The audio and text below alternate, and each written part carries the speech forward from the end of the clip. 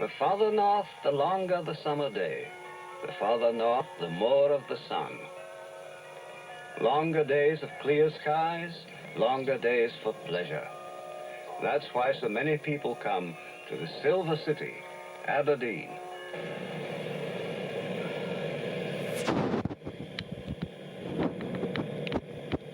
They come by air, sweeping down out of a clear sky, over the clean city with its shining granite towers.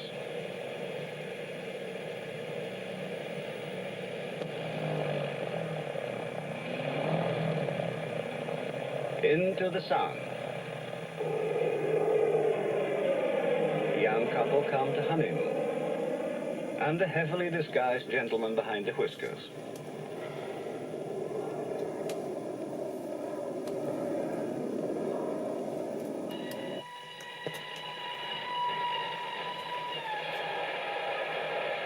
They come by train and discover the city with the smell of the sea in its streets.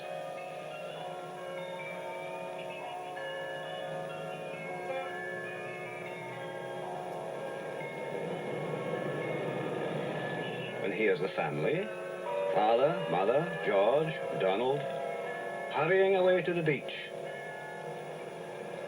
They come by sea, sailors on the ships of all nations making landfall at Aberdeen. Often Scandinavians, fair-haired and blue-eyed like this one. And the sailor's life's not all adventure, not when the mate's around.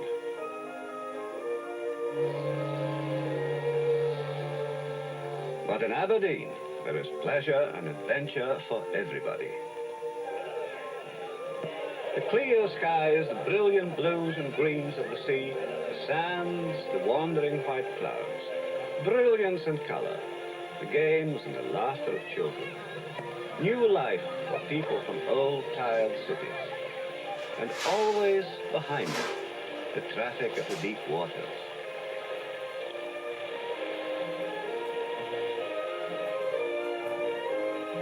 Now here's father at construction work with the boys, while mother rests.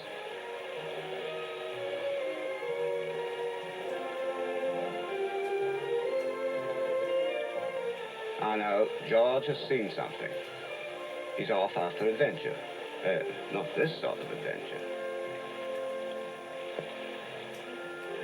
But he's seen something of excellent interest.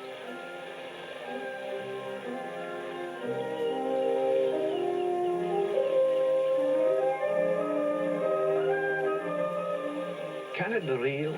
It is real. It's a wreck. No. Not a wreck, it's a ship, and it's mine, for now. I'm the master, and I'm the gunner, too. I'll sail it to Iceland and Greenland and Timbuktu. For a boy's will is the wind's will, and the thoughts of youth are long, long thoughts.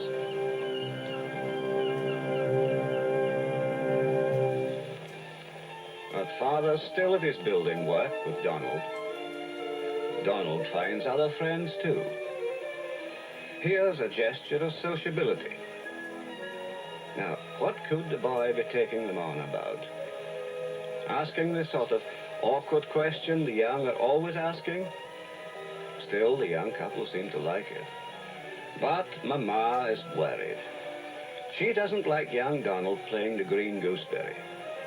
But, of course, mothers are just like that.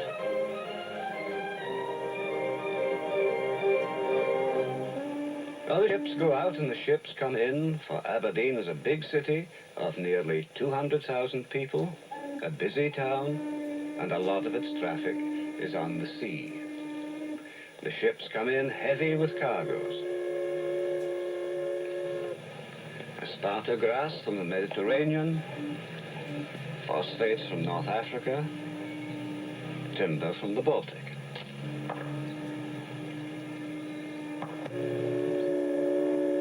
And it's a great port for the whitefish.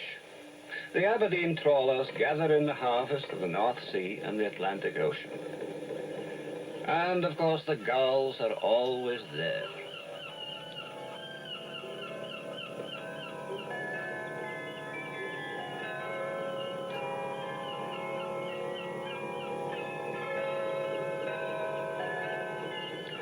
of the trawlers on the right. And it's a grand feeling as you go sailing into the harbour, piloted by the gulls, back from the deep-sea fishings. It's Aberdeen, it's home. It's been a hard trip, but we've certainly brought back something.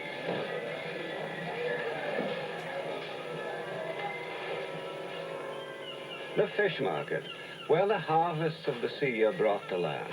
Acres and acres of fish. And on the roof, the gulls are waiting for their breakfast. They're too lazy to go out and get it for themselves. It's a busy place, and a noisy one. The shouts of the porters, the salesmen auctioning the fish, the acres and acres of fish. A hard life for trawling, but once you're in port, a cup of tea does put you in a good humor and maybe gives you a taste for something stronger later on. When the work on the ships is done, the city is wide open for pleasure. From the Castle Gate, along Union Street, the center of the town, and then all around the granite towers and the spires reaching into the blue arch of the sky. So very much to explore.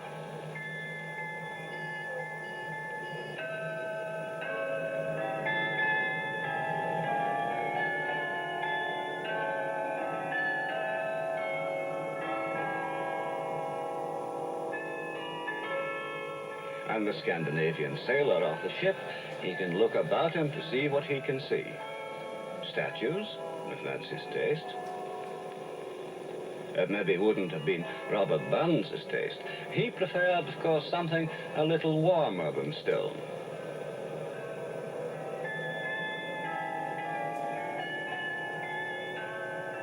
And there's the remarkable game, the game of draughts.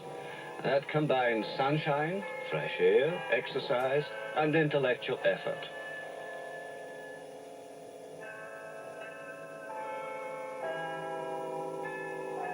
Looks like a small girl in a great hurry.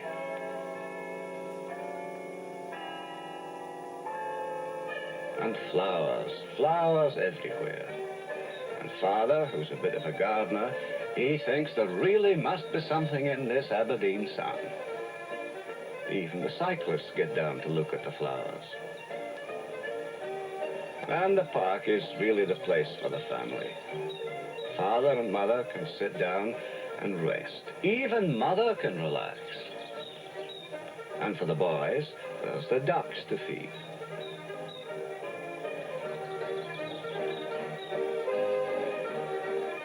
And if you want to go to sea in shallow water, the boating pond can be as wide as the ocean, although not as deep. And if they do have a shipwreck, they won't even get dirty. Clean sport. Like golf, that's everybody's sport.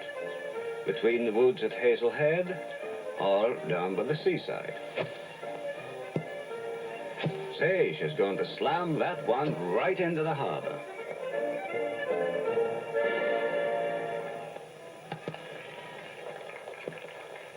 Cricket on the Aberdeenshire ground. Australians against Scotland.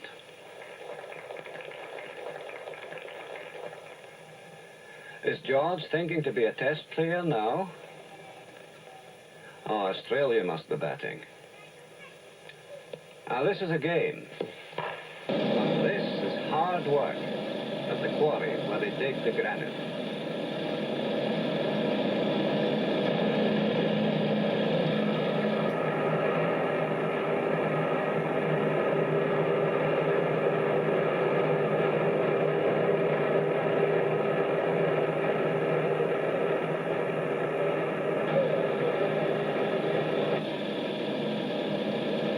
It's very skilled work to split the stone along the vein of the rock.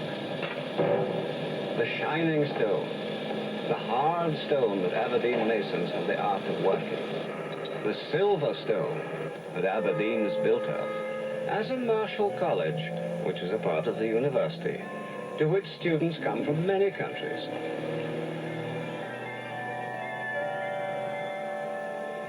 Marshall College is one of the biggest granite buildings in the world. Could you ever make a cake like that, darling? And it's a great craft to be able to carve such exquisite details out of such very hard stone. And St. Nicholas Kirk with the exact mason work. You can spend a quiet hour under the trees and listen to the bells and begin to realize that though Aberdeen is new, it is also very old. The village of Fitty, a real fisher village, built in squares so all the houses have their backs to the wind. And inside the squares, there are flowers and children and colour, young children and old games. Or the Wallace Tower, which of course has nothing to do with William Wallace, but is just the type of an old Scots house of the 17th century. No, he's not William Wallace. Maybe an effigy taken from St. Nicholas Kirkyard. But he seems very much at home in this old part of the town.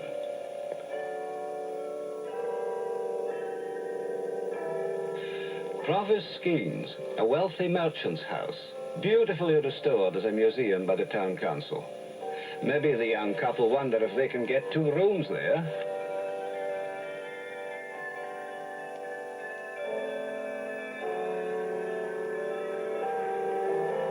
And in the old town, over the hill and down through the years, King's College, founded 450 years ago, but always gay with students, some of them wearing the scarlet gown. And occasionally gay with marriages in the summertime. To be married in the chapel is a privilege of graduates. If you can get nothing else out of a college course, you may get this at least. The old townhouse, delightfully prim and proper. And beyond it, among the trees, the cathedral, where the clock is measuring all time away. Time that has flowed away in Aberdeen as the dawn has flowed under the brig of Balgelly, the bridge over which people have come to Aberdeen from the country for 600 years. This is indeed the quieter end of time.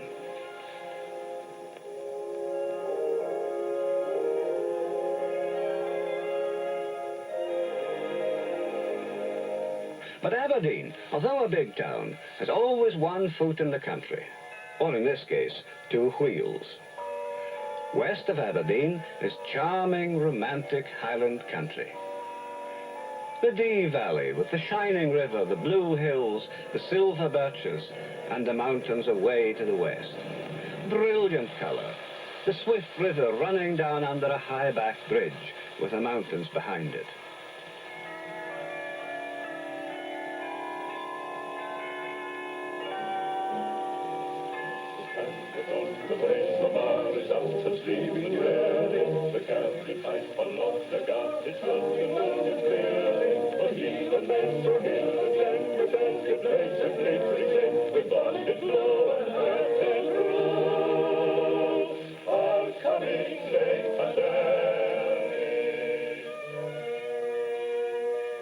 But on every side, the heather, the purple heather, and soft west winds blowing over with the high tang of the herds, and the long prospect of the moors and the heather with the traces of ancient men.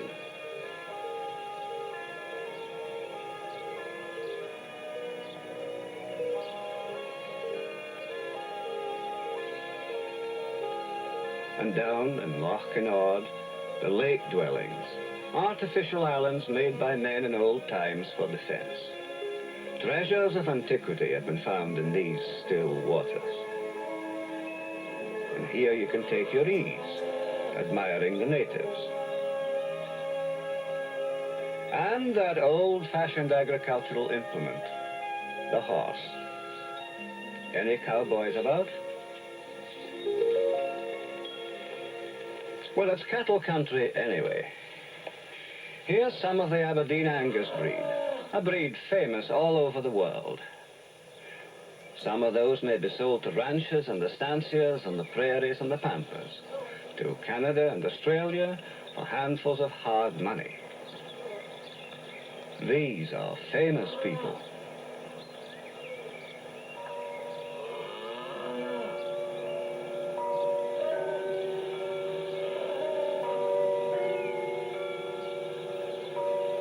and the Highlanders with the noble horns that live hardy and stand the wildest winter weather. Now, they may look a bit like hearthrugs, or maybe something fierce out of the olden time, but they do make themselves at home in these hills. Deeside, it's a window back into old times.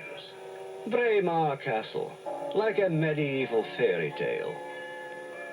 And Crathes Castle, high above the river, white and turreted, a treasure of Scots baronial building, the home of the Burnets for 600 years, and open for all to see. Here's the sailor come exploring. And even more fascinating on the inside, the ironwork of the door, and the tower room, with the arts and the crafts of centuries. And above the mantelpiece, the horn given by Robert the Bruce to Alexander Burnet, along with the lands of Crathes in 1323.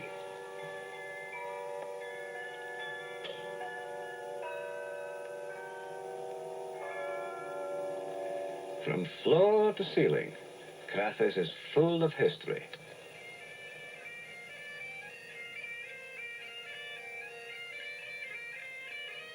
On Deeside, the past and the present live together.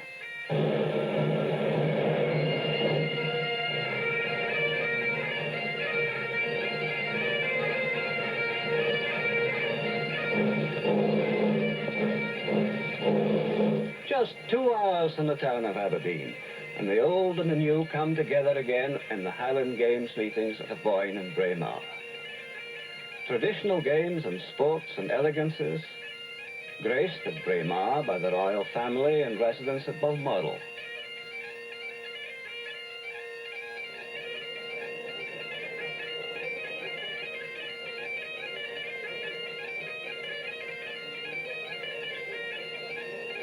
The fire and the grace of the traditional dances and the traditional dress.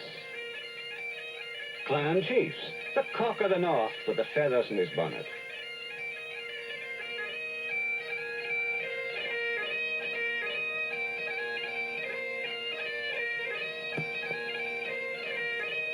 The heavyweight throws the hammer, and that's a game for champions. And here's another. Back in Aberdeen, where the team are sometimes champions and sometimes, well, maybe not. But it's always 90 minutes excitement on a Saturday afternoon. And when evening comes, the beach ballroom. The music goes around and around, and everybody comes together again for pleasure. Here's Father and Mama.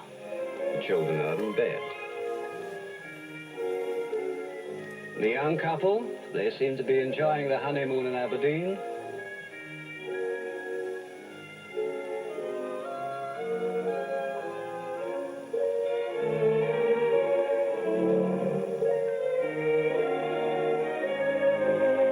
And the sailors found a friend. It's always possible to find a friend in Aberdeen. And all have found each other friends for a day or a week.